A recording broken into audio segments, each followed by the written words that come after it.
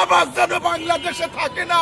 এই দেশে চাঁদা হয়, এই চাঁদা বিদেশ যায়। সকালবেলা ভাই আমি একটা যাত্রী নিয়ে অ্যাপসে আফতাবনগর থেকে সদরঘাটে আসছি।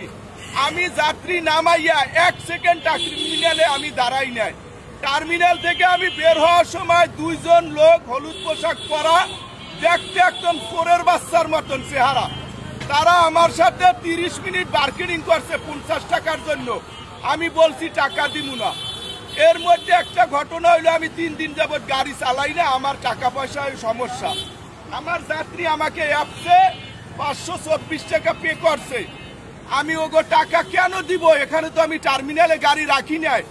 দেশবাসী এটা দেখবেন, এই টার্মিনাল কোন সরকার লিজ দিয়েছে, কত টাকায় লিজ দিয়েছে, এই বাচ্চারা কার জন্ম, ওদেরকে একটু এই দেশ যেন দেখে, ওদেরকে মুসির সে খারাপ দেখায়।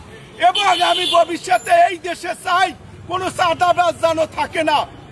এই দেশে চাঁদা হয়, এই চাঁদা বিদেশ যায়। চাঁদাবাজ যেন বাংলাদেশে থাকে না, মুসির যেন থাকে না, ছোট লোকের বাচ্চা যেন থাকে না। এভাবে আর কতদিন?